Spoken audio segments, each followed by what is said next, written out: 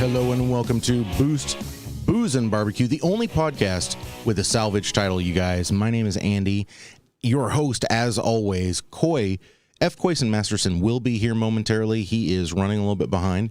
But you know what? Actually, I'm glad that he's running behind because I've got to tell you something that happened to me today. It was just the most bizarre. I even told Coy about it already. So we have this... I don't think they're homeless, frankly. There's this person in my little town, and don't do that. Don't worry about doing that, Nick. There's this person in my little town here. I'm gonna call her Painkiller Jane. She is leather face, just rough. Looks like she's spent 1,000 years roaming the desert. Okay, clean-ish. Hair is unkempt, but like the clothes are clean. Doesn't look like she smells or anything like that. I've had many run-ins with this person, just kind of around town, you know. And her whole thing is she tells people to fuck off. That is her one and only thing. She'll flip you off and just be like, fuck you. I've seen it. I don't even know how many times just driving around. She'll be walking down the street, just all the cars, fuck all you. You know, that's just kind of her MO, right? Maybe a month ago, I was walking into a little store here called Bimart, right?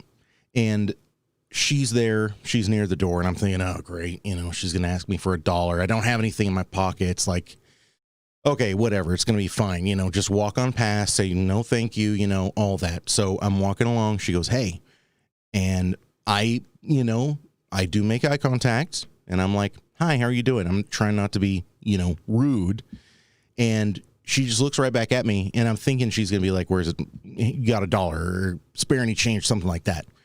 She says hi, and I say, hey, how you doing? And she just goes, fuck you, and looks me dead in the eye and lets that finger fly. And I'm like, huh, all right then. That is exactly the opposite of what I expected to have happen. But you know what?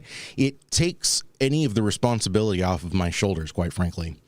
So I'm headed to the store the other day. I'm driving down the main street in our little town here, and I see her. She's sitting cross-legged, middle of the sidewalk, right outside of the Starbucks, by the way, drinking her coffee, just chilling, playing on her phone, drinking her coffee.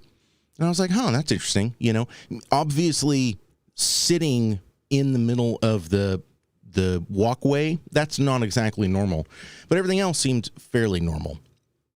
And so I was thinking about it the whole time I was in the store. I just kept thinking, huh, I wonder if like she got on some meds, or I wonder if things have worked out, you know.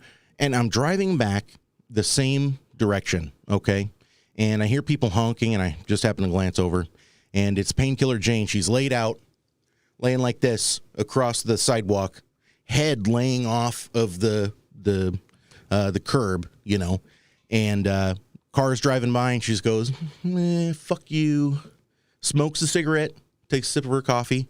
Another car goes by, she's like, fuck you. And you know, the thing that I like about that is the consistency. If you're going to be nuts, you at least need to have consistency. Right, Producer Nick? Yeah, he's nodding his head. That consistency is what is going to get you through that portion of your life. You know, when you think about it, how are you going to make it through life being, quote unquote, homeless? You know, trying to every day just get by. Well, you have to act a little nuts, right? That's how you get the help you need or the attention you need, or just keeps people from getting too close to you. I think that's why, you know, a good defense is the best offense. That's why you should shit your pants if you're ever out on the street. You know, if you're homeless, you do what you got to do. The worse you smell, the further people are going to stay away from you. And who knows, maybe that's what you're looking for, you know? Anyways, that's just my top tip of the week, is if you're going to be crazy, just own it. Just go all out whole hog. Producer Nick's nodding his head. He's like, oh yeah, he's thought about this time or two.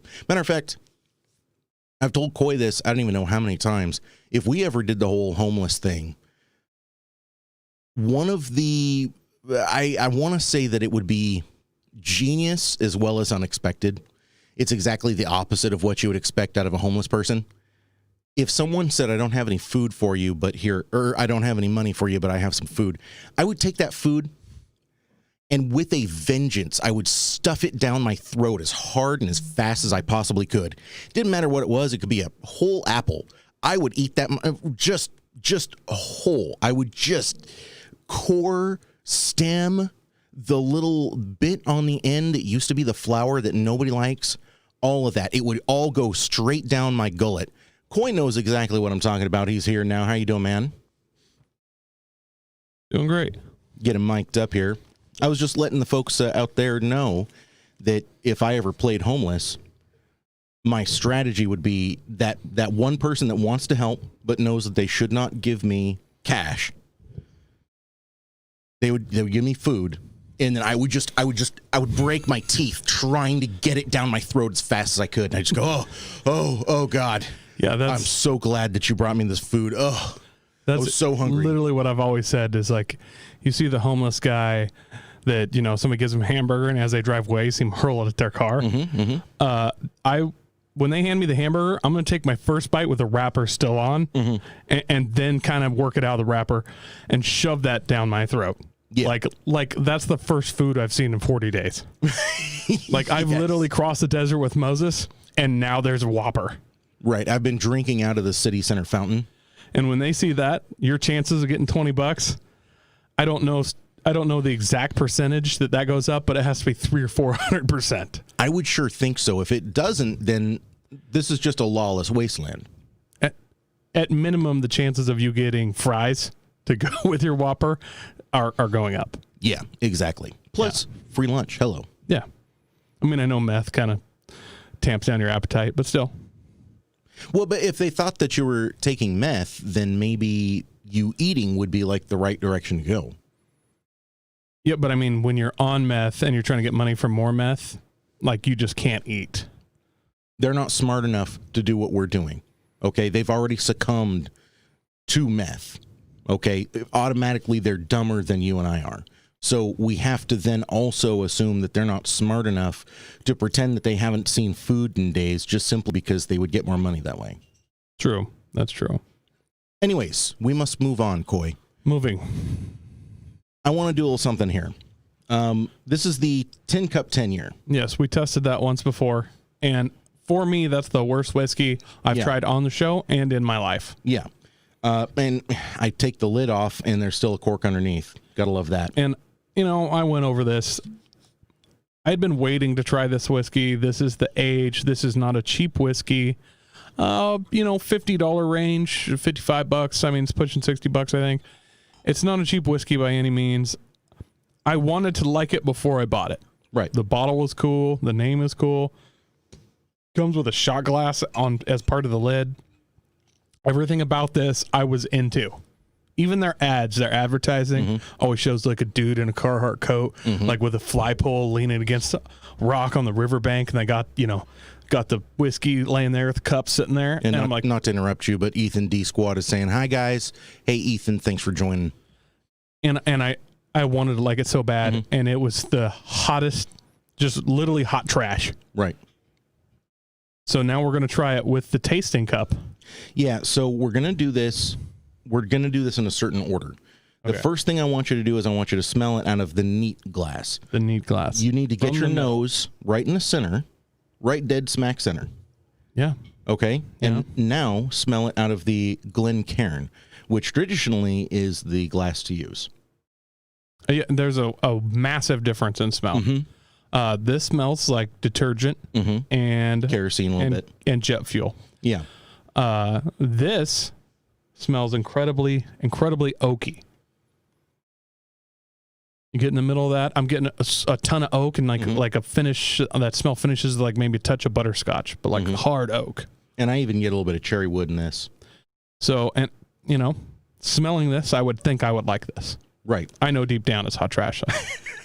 I'm sorry. Maybe Tin Cup was about to sponsor us. Your whiskey's so goddamn fucking bad. Yeah. Well, but that's why we're experimenting. So the difference in smell is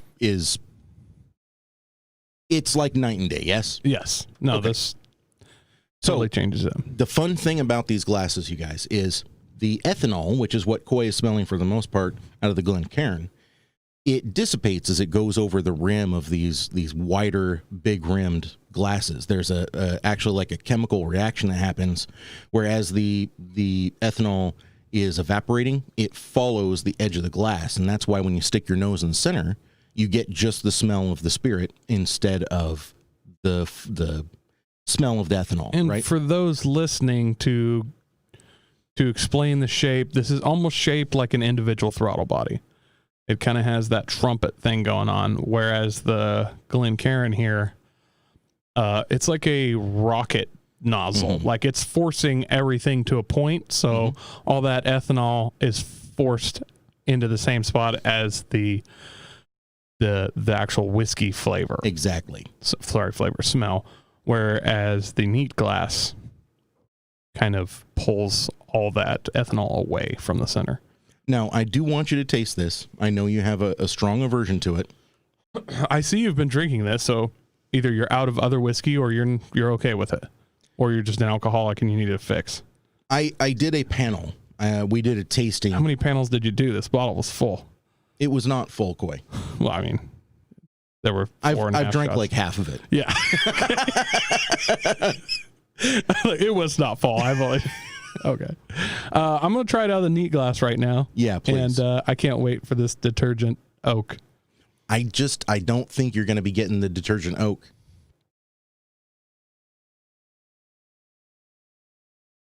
Oh, that finish is so freaking gross. Oh, still, huh? For a second there, I was like, that is better. And then the finish, I was like, this is so rough. It's like unfinished. Yeah, there is something about the finish. I don't know what it is. It's the hint of dawn. Okay, so I was hoping that you would say that you liked it out of the neat glass, and then I could have you try it out of the Glencairn. Okay. Now, to be fair, I like this. Like, I vividly remember it is better out of this. It isn't. It's palatable. Palatable. Yeah. Palpable is when that homeless person, it has you like cornered. It's still kind of hot. Oh yeah. Sorry. Now I'm going to try it out of the Glencairn glass. Okay. You want to? Yeah, I'm going to do it. All right. He's doing it, folks. He's doing it. Oh, God. Oh, God. It's so...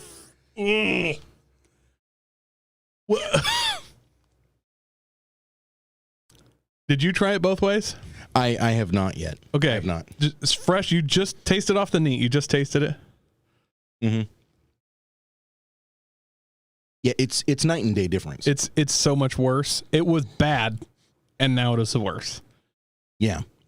It's so much worse out of the Glencairn. I don't know. The tin cup, it's supposed to be a 10-year aged. Well, I mean, I don't.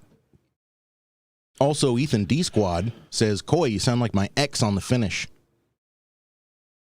That's what she said.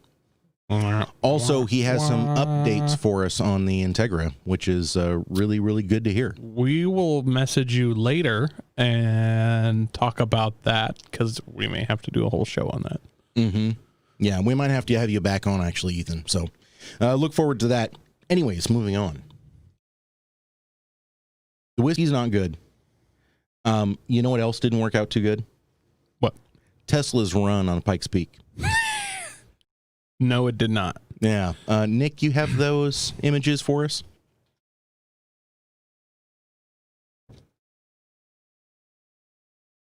Wow. That's so to explain this is a beautiful, perfect shot. Just monolithic rock, the road, a huge pile of stone, and a Tesla 2.5, 3 foot off the ground. The wing has snapped off.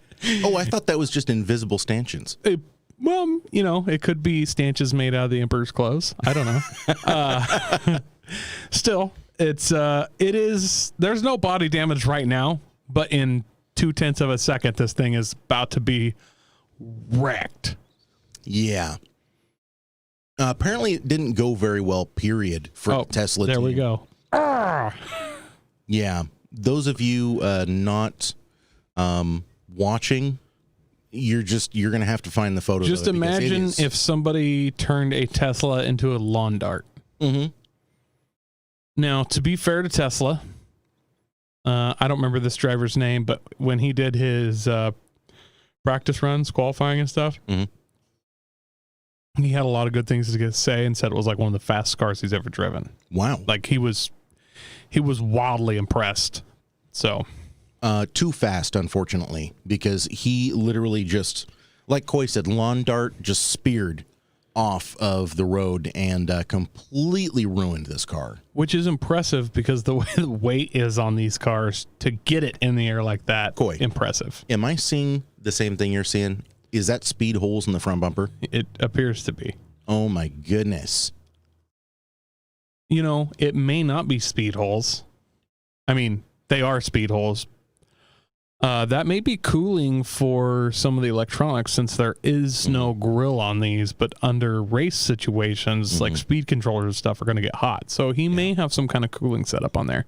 Or he may be a JDM guy. Like his early days may have been drag racing a front-wheel drive Civic. Oh, we'll get to that, by the way. We will get to that. We will. Quick side note, Nick's ex-girlfriend's nickname was Speedhole. These photos are outrageous. I mean, really, really good timing. Somebody just, they hit the button and just let the shutter go. Yeah, I wish we could have caught 3 seconds coming into this. Looking at the skid marks, I'm wildly uncertain what happened. That's an overcorrection, it looks like to me. Because they kind of do an S snake in an area where there's not an S snake. Yes, in the road. but he goes so hard away from the direction the road is turning. It looks like he did a Lightning McQueen move and turn left to go right. I'm thinking that he probably broke the tires loose. Yeah, but probably he didn't even start to make that corner. Not even a little.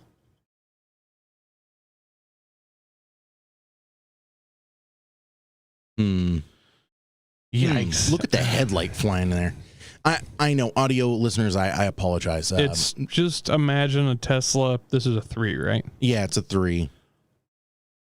Just garbage pile. Like there's a corner. He doesn't just go straight off the edge of the corner. He actually veers. He's coming up on the corner and just literally looks like he turns the wrong way. And then drops it over, I don't know, a 4-foot embankment into a ditch / brick wall. Kind of spins, bounces it off the brick wall, and then goes backwards up the hill. I got to be honest, man. I told him that I have information on Hillary Clinton bumper sticker was a bad idea, and he didn't believe me. Yeah, that's ugh. You know, and he has plates on this, like license plates. So, I mean, this is clearly a race car, but I mean, I don't know. Did this thing get driven on the actual street at all? I'm not sure. Or is it just like a street class thing that has to be a licensed car? Probably street class. You know, I didn't really hear too much else about other races on Pikes Peak, though. This is about all I heard. I saw this and I was like, oh, I need to look up and see what else went on at Pikes Peak this year. I never did. I'm assuming nothing too crazy. I mean, I feel like if this was a year for a company to try and take a record, this would have been it, because there's probably a lot of good drivers that didn't show. Yeah. I mean a record, you know, for the season or for the year, not obviously break an actual standing record, but sure. Like if you wanted to be king of the hill, I feel like this is the best year to try. Yeah, I agree with that. I do, because man, and I'm also thinking, listen, spectators are not, it's not anywhere near as bad as it used to be. Like people are not lining the roads anymore or anything, but I do have to wonder, with no spectators there, his trailer is in a pretty empty parking lot. I have to wonder if this is just kind of an easier year all the way around, you know? Yeah, I really should have done my research. I saw this and read this article. And, you know, I was wildly pleased with the article. It's not satisfying that somebody wrecks their car, but I mean, the pictures were amazing. Yeah, the photos are unlike anything else you'll see. I mean, that one right there, where like he just left the road, and I don't know how he left the road there and is that high in the air already. He's about to go full lawn dart, but I don't know what happened. But this guy, man, that's a bad day. I can feel my neck hurting in this one here. This is the initial lawn dart mode. The back tires are 2 or 3 feet off the ground. The front's into the ground, but he's going over an embankment ditch thing, kind of piling it into the other side. Just rips the front bumper completely off. You just see headlights sticking out, dirt, pea gravel, the wings off the car. You know, I'm just now realizing that photo where he had just left the road, his wing has come off. Yeah, it hasn't. It's, you know, it's carried. It's just off of the road, but the wing is coming off. I wonder if that's any indicator. That, the wing came off and the car just flew off the ground like that. I've seen that movie. I'm just saying. Hit 200 miles an hour, ended up in the second story. That the wing, I'm impressed that the wing carried with the car that well. I mean, that car's moved 20, 30 feet in that picture, and the wing's still right with the car. Well, the wing's also traveling at 130. So I mean, yeah, but I would have thought it would, you know, it's a wing. It's like a uncontrolled paper airplane. I assumed it would just wing off in another direction, like do some boomerang stuff. Ooh, if there had been spectators there, I wonder if it would have decapitated somebody. Oh, went for a spectator. I like the idea of it going over the edge and then like hitting the windshield of a car, like, you know, 14 miles behind him, you know, 84 switchbacks down the hill, just driving along, also carbon fiber wing. Yeah, flipping down the mountain like a knife. Yeah, I like that.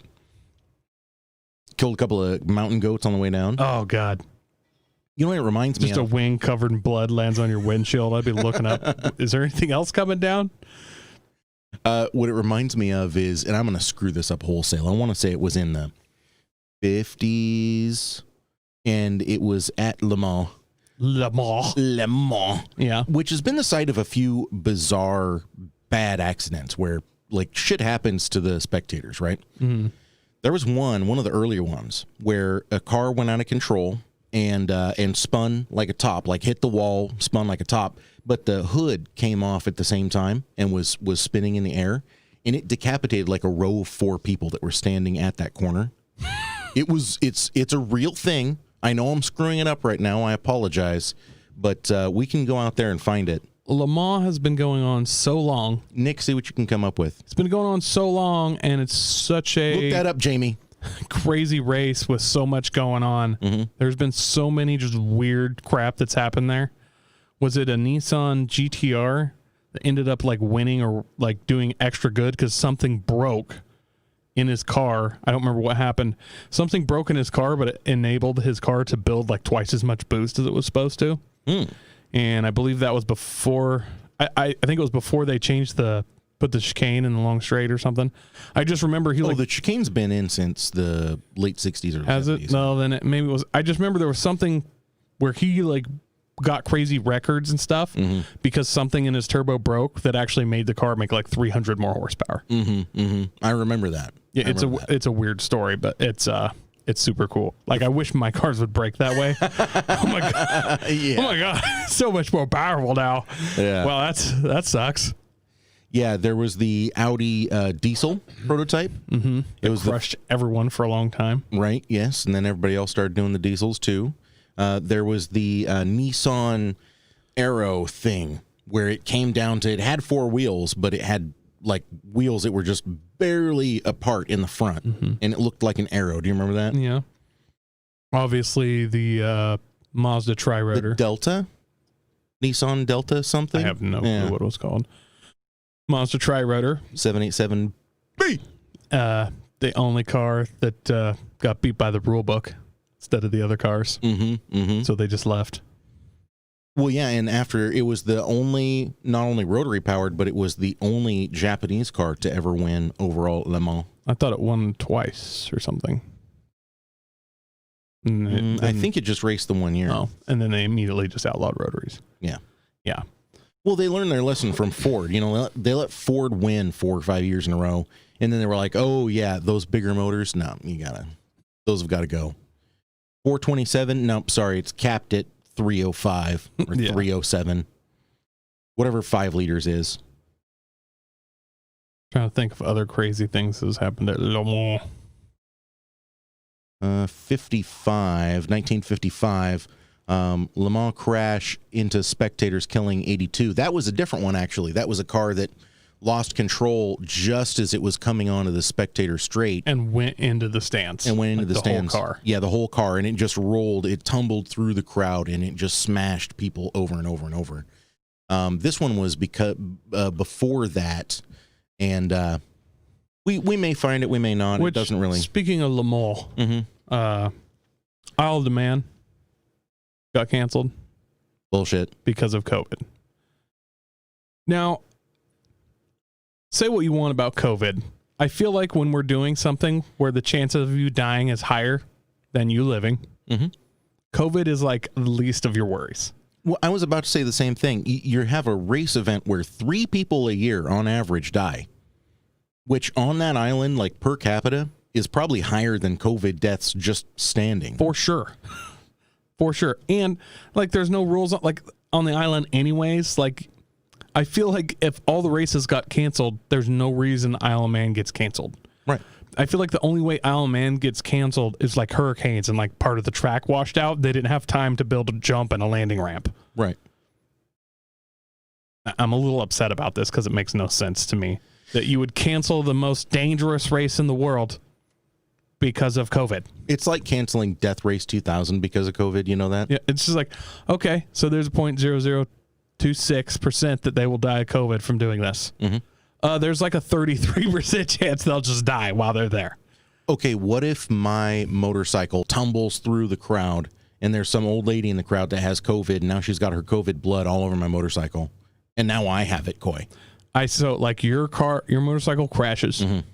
Your head is just smashed like a pumpkin helmet and all in the tank. Right. So your COVID-infected blood is everywhere on the bike. Yeah. Then it crashes through the crowd. Then the paramedics have to try and like pull the bike off of 2 or 3 people. And don't forget that the crowd, Everyone all of has their mouths COVID. are open because either they're screaming in fear or they're like, fuck yeah! Oh, fuck.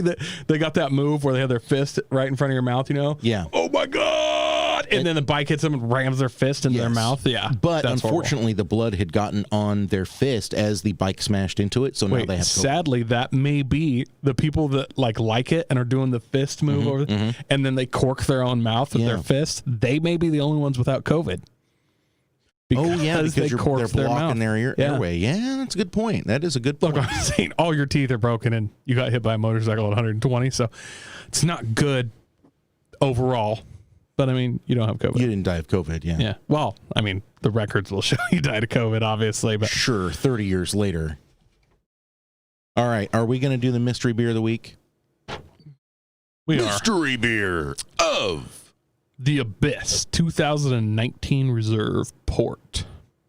Ooh, so this is the Abyss. And Deschutes Brewing. You've had the Abyss before. They do these special ones where they put them in rye whiskey barrels, in sherry barrels, in port barrels. This is the port barrel model. Yes, Imperial Stout brewed with blackstrap molasses, licorice, cherry bark, and whole vanilla beans. 100% aged in port barrels. I love that you get that little drawl on. Y'all. Y'all, check out this beer. You going to be able to open that thing? Yeah, it's going to take me a second. But this got his trusty knife out. It's a similar one to last week. It's covered in wax, which Coy is not a fan of. It does let you know that there's something special in there, though, doesn't it? You know, I like the wax. It's not good for podcast, stuff. But the wax is a nice touch. I think it's cool. I just don't want to stab myself, on air. Sure. Oh, Corianne's coming in the clutch. She's got a bottle opener for you. Thanks, honey. I almost said it a can opener. Let's see here. Ethan D Squad still with us. Isle of Man is hands down the most dangerous race in the world. Canceling racing sports because of COVID is absolutely stupid and mathematically makes no sense. Thank you, my friend. That's exactly what we were saying. I get the no spectators this year.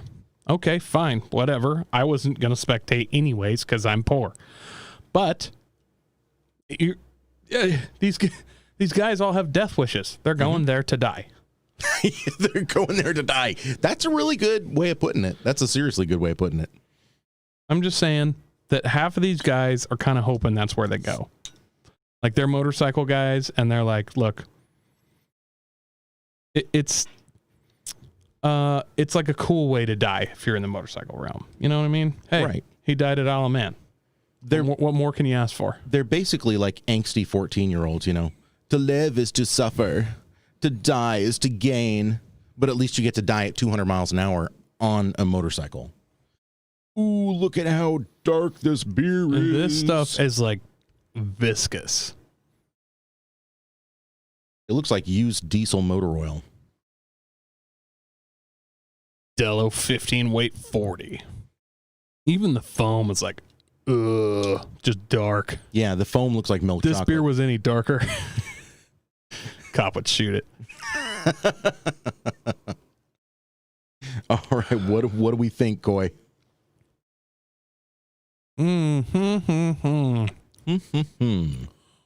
Wow, there's a lot of different flavors going on with this beer. Yeah. It's not bad. It's got a lot going on though. It's not bitter at all. It's not sweet either. But there is just flavor upon flavor. Yeah. Mellow and yet huge. This is a monster beer. I can't tell if that says 11.5% or 14.5%. Put your eyeballs on that, Coy. I think that's 11. But if it's over 10, like, what's the difference? No, you're right. You're right. But man, it is just so thick and like almost creamy in the mouth. Yeah, this, man, it's hard to explain this beer. It's, I'm not saying it's bad, and it's good. It's just got like a pile of flavors that I can hardly even really explain. Mm-hmm. But like they said, it's not bitter, it's not sweet. It is a very mellow beer. But that I'm not feeling the licorice so much as it said on the bottle. But there's a lot of molasses, that cherry, and then I wonder if those port barrels, what's giving it all the complexity and the flavor. Mm-hmm. There's like some dark roast coffee here. Yeah, no, there's definitely some coffee. Roast cocoa nibs. I know that's kind of the new thing to say is the cocoa nibs. The thing you have to understand is it's not chocolate when you say cocoa nibs, because cocoa nibs, like, have you ever taken Dutch processed cocoa on your finger and licked it because you forgot how bitter it was going to be? Yeah, because it smells so good. Like vanilla. Like vanilla, exactly, yeah. You're like, this can't be that bad. Oh my God, it is. Yeah.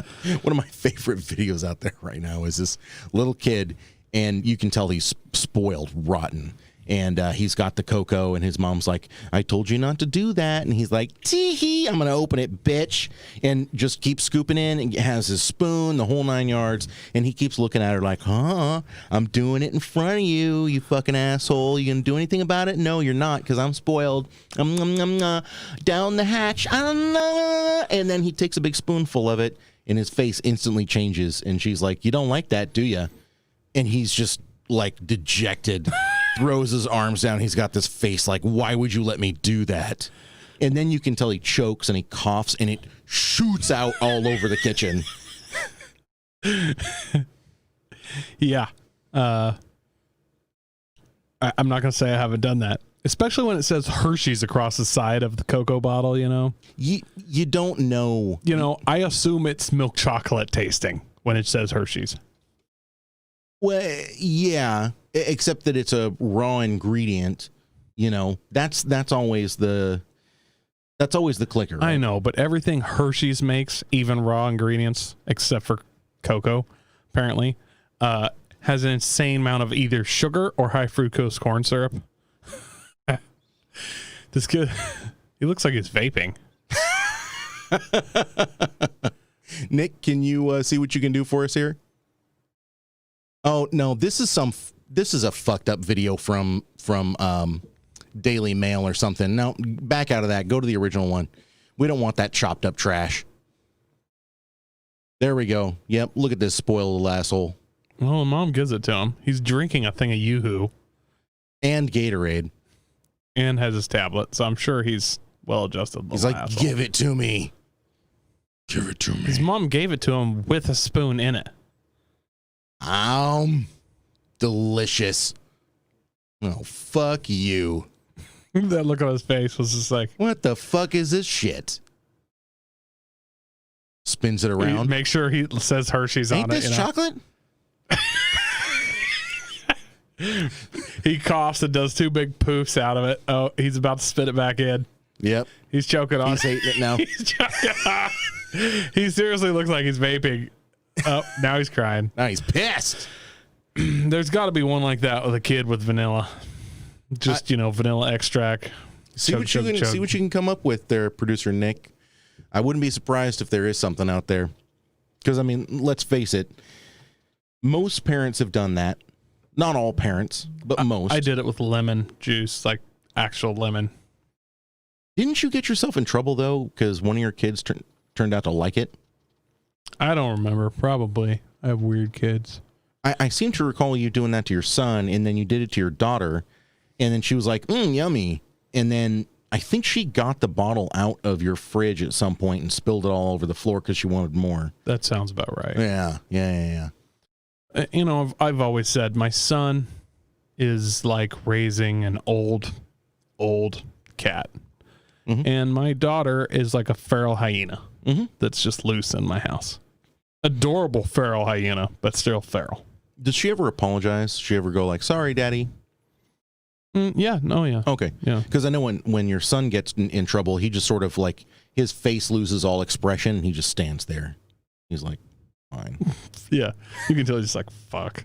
Yeah, exactly. It's that face. Yeah. Fucking dock my pay, bitch. I'll take the ride up, Yeah. Do I even glorify this with a response, or do I just say nothing? Which I actually had a serious dad moment with my kid the other day. I don't remember he pinched his sister or something in the car ride over to your house yesterday. And I said, "Oh, well, how should we punish you? You can't do that." And I have a excavator at my house, and I was like, you don't get to touch it. You don't get to look at it. You don't get to do anything with it for the whole day tomorrow. Ooh. He came out today and was like, hey, can I climb on there? And I was like, oh. Remember what we talked about yesterday? And the look on his face, like, fuck, he remembered. Shoulders down. It was actually hard for me. I had to stick to my rule, though. Got to stick to your guns, man. If you're not going to smack them, you got to find other creative ways. Ethan D Squad says, last time I checked, Isle of Man has no cash prize for winning or placing. Racers just do it for the thrill and the rights to say they completed it. Fact check that, but I'm pretty sure this is accurate. I'm pretty sure you're accurate as well. Mm-hmm. Like I said, they're just going there to either say they did it or so that other people will say, like, he died doing it. Mm-hmm. Mm-hmm. Yeah. He died doing what he loved. Flying through the air screaming fuck before he hit a wall made out of sharp rocks. Yeah, that's why I loved it. I always love it when people say that. Yeah, I know, he died snowshoeing, died doing what he loved. Like, yeah, trying to build an ice skate where he's froze to death. That's what he loved to do.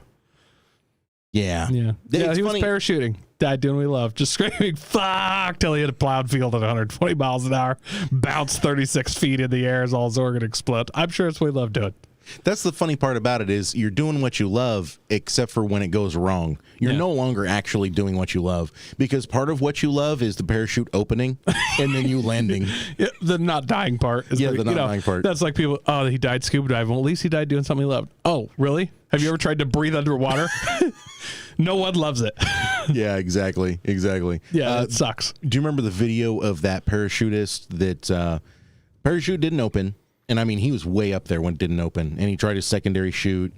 No, it did open, but it got tangled. So the first one got tangled. He opens the second one, it got tangled, and he's like, well, I'm fucked now. And he's wearing his camera, and he's like, I hope the camera survives the fall.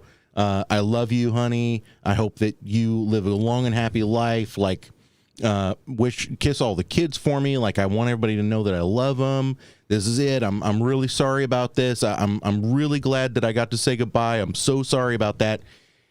And then he hits this giant blackberry bush.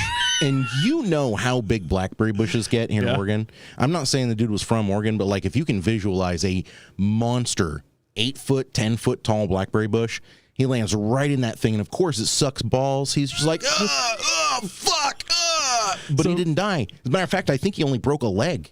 Well, you got to figure, even though your parachute's tangled, it's slowing you down pretty considerably. Mm-hmm. What's terminal velocity? I think it's around 100 Well, I don't know when your arms and legs are out, but in a vacuum, it's like 120. It's 80 something when you're skydiving with your arms and legs out. And so if he had part of his parachute open, you might have slid him down like 60. Yeah. And then, you're wearing a helmet and you smash through an old thicket. Mm-hmm. That slows you down just enough, soft enough landing. I'm sure it sucked absolute complete hairy balls. Sure, it was horrible. Probably way better than just hitting dirt, though. Yeah, because you'd have to go legs first. That's the problem. That's the problem with if you're going to die skydiving. I don't want no parachute. I want to be able to land on my head. Like, I want to be able to spear myself just straight into the ground. I have always said that if I were skydiving and it went wrong, I'd just be like, fuck it. And I'd just nose straight down. Yeah, exactly. Like, I would do that move where Superman's going to try to, punch the bad guy. Just one fist forward, just straight at the ground. No, I would actually rest the fist on my head because I knew that my arm bone would push through my brain. No, I want to, also part of this is if there's just I don't know where I'm landing. Maybe it's in some kid's backyard. For a second, I want him to see me just charging at the ground like Superman, I'm in a bright orange suit. He's like, Mom, Goku just landed in the backyard. That's just going to be a big, huge wet spot out there. But I mean, still. What are you going to yell right as you're coming down? It has to be something like Shazam or Tally Ho. It's a tough one. Oh, I got it. Fuck! Well, I think that's what I yell before I realize. You yell that. I'm still up. You yell that before, when you realize you're gone, right? But you still got a minute 30, and then you're like, well, let's see how fast I can go when I stop. And then you have time to have fun with it. Sure. That's going to be the freest minute 30 of your life. Yeah, that's true. Yeah, you're going to be like, was I really ever gay? Well, no. I think actually what I'm going to do is I'm going to try and think of what to yell and be like, oh. What's that one, that one video game from when I was a kid, and then he yelled, Hadouken. Was it Hadouken? No, Fushaba. Crap, I'm going to yell. I guess I got 30 more seconds to think of this. Mm-hmm. But I think I'm going to go with Hadouken. Yeah, the problem is the person that hears that, all they're going to hear is you going, Duke. Probably. If you scream it loud enough, people from, 100 yards away, they're just going to hear, Dup. Well, I'm hoping I have a GoPro going. Sure. So that, the ground's just quickly approaching, and then you hear a Hadouken, and then just a big red splash.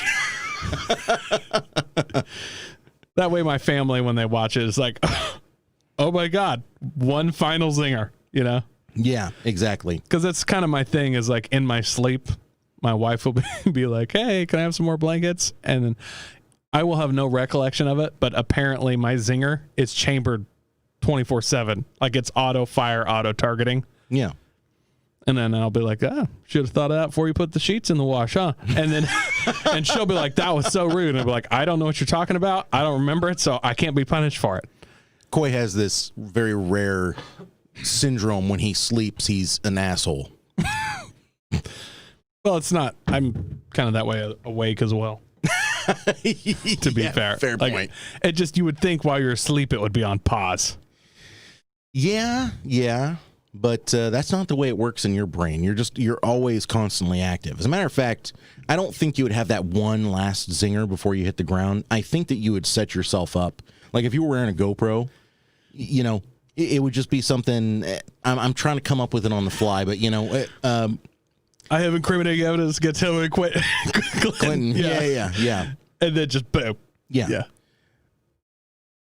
I guess you could say that was a short trip, and then just and then don't boom. get fooled again. Yeah. Yeah. Yeah. No, that'd be good. Request on the video that when you go yay and then boom hit the ground, that your wife be brought forward to go, don't get fooled again, into the microphone. I know it's hard. You're trying to come up with one yourself, and you're just like, I really think I don't have much time, but I have evidence that will incriminate Hillary Clinton. Mm-hmm. One of the best ways to go out if you're just spearing yourself towards the ground. I want you to know who did this. Yeah. I have incriminating evidence. It's over here. Wasn't that one of the, not Top Gun, but the parody of it? Yeah, I can't remember. Yeah, there's a parody with Charlie Sheen, and of course he's supposed to be playing Tom Cruise's character, but the guy that he's flying with is like, oh, I have all this evidence. We're finally going to crack the JFK case. Don't worry, I'm keeping it here close with me where it's safest in my plane. Of course. Yeah. See, that one's an easy one, though. That dude's name was Goose. You can just go, well, I guess his goose was cooked. Yeah! That's good. See what I mean? Now, you have to come up with something for yourself as you're falling with no parachute. So I can just look in the camera and be like, hey, don't be coy. And then just boom, hit the ground. Just see red. You know what? That's not bad. Don't be coy. Bat my eyelashes at it. Not bad. Not bad. You had one more article for us, Coy. Go ahead and pull that, producer Nick. I haven't had a chance to look at this yet, but some familiar names. So, ready for racing, Frederick. Osbo. 1,000 horsepower, Papadakis built 2020 Toyota Supra Formula drift car. Papadakis, huh? Papadakis is what immediately drew my attention to this. For those that don't know, Papadakis was a big-time import racer on the drag racing scene in the early 2000s. 2010 in there. No, not 2010. That was past his time. That was it past? Yeah. It was like 2003, 4. He was kind of a little bald, short guy, Vin Diesel looking was part of his whole thing. He had the fastest front wheel drive car ever for a while. You know, I think he was like the first front wheel drive into the 7s or something like that. Like, 2,000 horsepower front wheel drive. I don't know. I think his was mostly Hondas, but I think he raced for Mazda even a little bit. I can't remember. Apparently he still has a racing team that I knew nothing about. And Stefan Papadakis built this 1,000 horsepower drift car, Toyota Supra. And it's the first Toyota Supra, new Toyota Supra, in the quadruple digits, by the way. And it looks great. Straight up great. It's a real stunner. And I don't know, man. Now that Formula D is kind of back on and in style, I am really curious to see how this thing does. I am. I can't remember. Does it say what transmission they're running in this? Something full custom, I have no doubt. I'm sure. See, that's my biggest kick with this car is a freaking transmission, is that sequentially double clutch thing that I'm just not into. Everything else about it, I do like. I love the styling. I'm honestly fine with the BMW motor. I have no problem with BMW motors. It's the transmission. At this point, if you don't want to develop an all-new straight-six engine, you kind of have to go with BMW, don't you? Yeah. I mean, Ford's not making the Barra anymore, and that never really caught on, especially not in the United States, because you couldn't get it in the United States. There's a few guys that have imported them and put them into Mustangs and stuff like that, but that's way too much work. And again, they were never offered here. So little to no support. Exactly. But these things, this is going to be an interesting car. Keep going down, Nick. And it's beautiful. I mean, the build quality, I like that it has nitrous. I'm not sure. It says there that Frederick Asbo is 6'2" and Stefan Papadakis is 5'4". So yeah, the G-Force GSR 4-speed dog box. So they solved my only problem with the car right there. That was probably only $10,000. Traditional H pattern that you'd find normal passenger car modulars from 600 years pedal box. So yeah, this is a 120,000 they have into this after they bought it probably. Oh, at least, yeah, at absolute least. I would say that all in, you're probably $250,000. But into this car. Honestly, the build quality, looking at the pictures, like it could be a well done street car. Like, a real race looking street car. Like it's got all the extra hoses and ventilation inside. But I mean, honestly, like the shift boot, the way they have it all mocked up, like everything's very well finished for a professional race car. Usually there's a lot of kind of incomplete looking stuff when they pull half the dash and saw things in half. There's a lot of stuff unfinished, honestly, because there's no need to. Right. Like literally no need. But clearly whoever had their hands on this loved something aesthetic, so it is highly aesthetic. I mean, it's gorgeous. Yeah. Took some pride in their yellow, the yellow and black Rockstar livery. Classic. Well, that's what you got to do for the drifters, you know. Yeah, Rockstar. Yeah. It's not Monster, but it's close. Yeah. Yeah, this is going to be an interesting one to see on the track. You know, I'm not a huge drift guy, neither are you. But it will be interesting to see what this thing can do. Hopefully they do some exhibitions. Honestly, I'd love to see this thing go down the drag strip just because Stefan Papadakis built it, you know? Yeah, it would be cool to see him run it. I really hope it has a good season just because it's a new car and they're developing the motor and stuff. I hate it when you're like, oh my God, his first one was great. And then they had engine problems. And like you have a whole season of a new car where it's like, if you could just get this thing to hold itself together for the season, it could be amazing. But hopefully we don't have that. That's my worry. Right. Well, only time will tell. And, you know, that's a sentiment that is actually going to carry over to our smoking dealer smoking a doob, Coy. And you have not sent this to me. I know nothing about it. No, he knows nothing about it. I've never seen it. I have no idea what I'm about to see. So, Nick, when you're ready, go ahead and get that pulled up. All right, my friend? Interesting. I'm seeing something I like. Hold on, we got the intro to roll through. Go ahead, Nick. Smoking deal or smoking a doobie. Smoking Deal or Smoking a Doobie today is brought to you by Half Finished Products. Half Finished Products and Half Finished Projects are really what keep this segment going. So please send us your finds as you're out there and you're thinking, that would be interesting if it were completed. That is something that we always want to see. Yeah. So this is a 1990 Chevrolet S10. I'm actually a fan of S10s, Coy. I'm not against S10s, and just honestly, the first couple pictures, I haven't read the description. It's a red S10. The grill's been removed and nicely replaced with a massive intercooler, and it kind of looks like a grill for a second. It's so well fit in there. You can see just a touch of turbo, dinner plate sticking out of the hood, extra large potato there.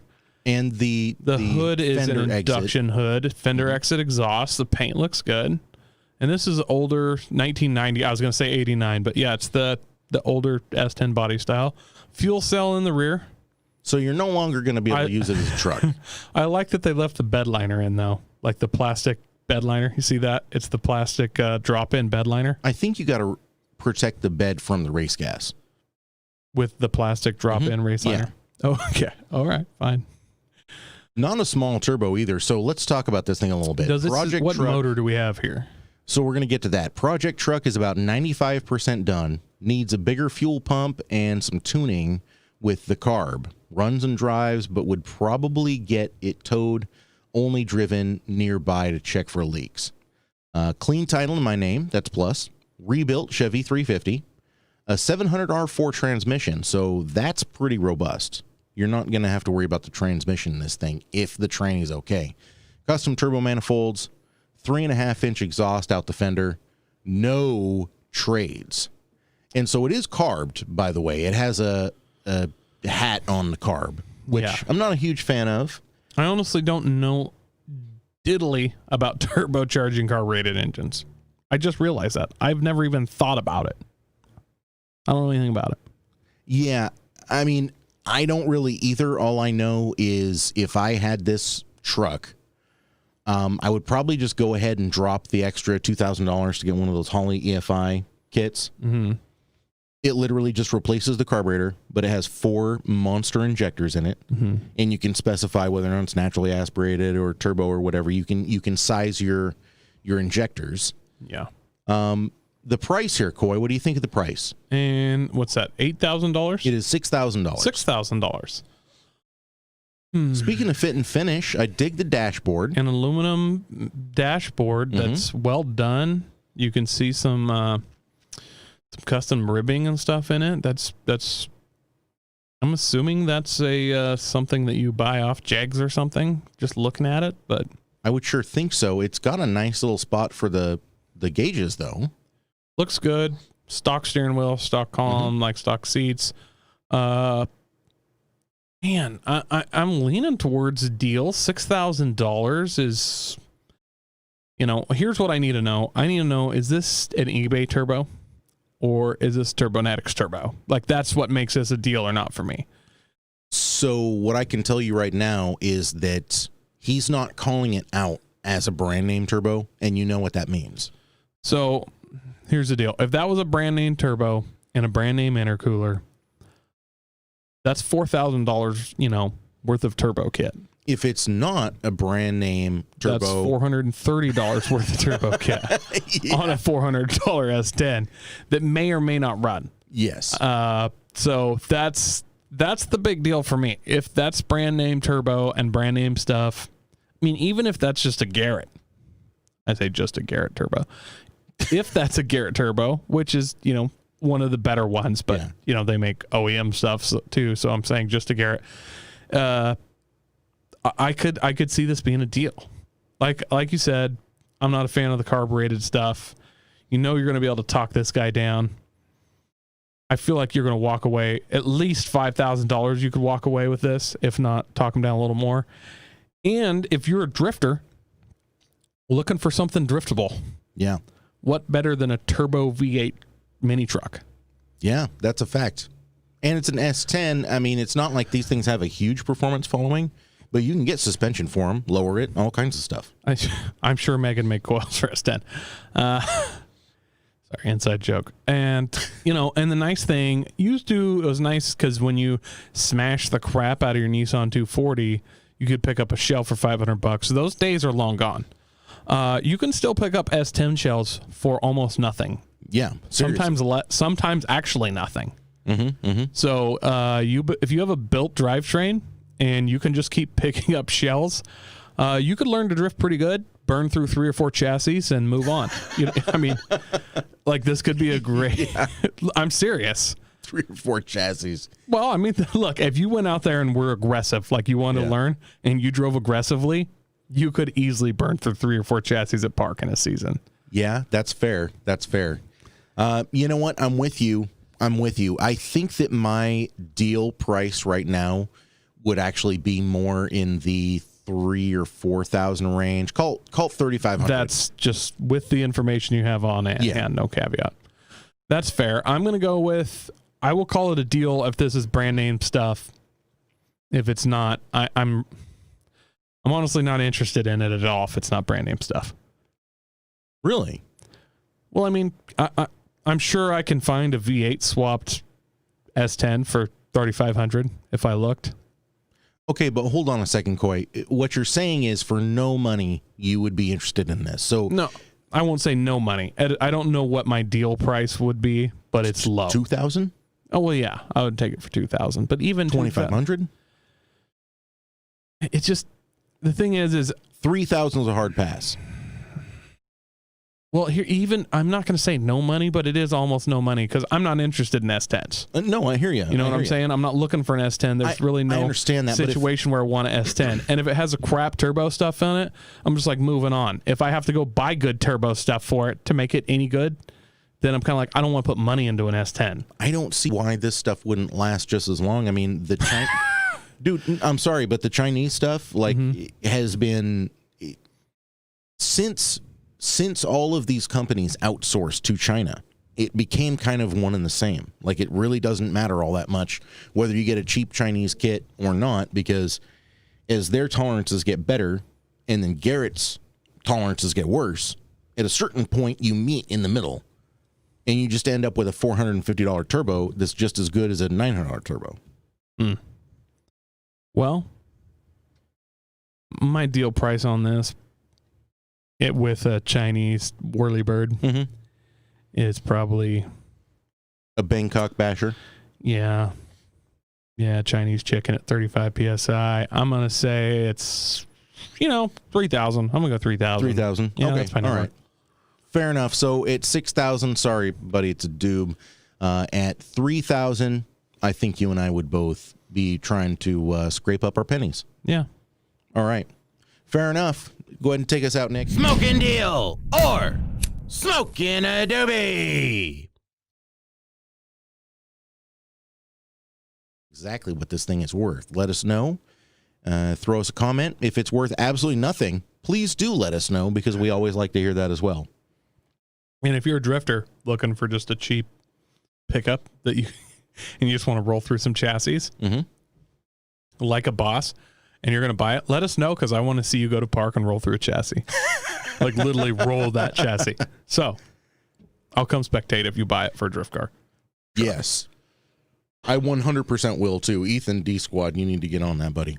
All right, Coy. I think it's time to take this one out. Thank you guys so much for tuning in. Thank you for telling a friend. We really do appreciate that. It's what keeps us going.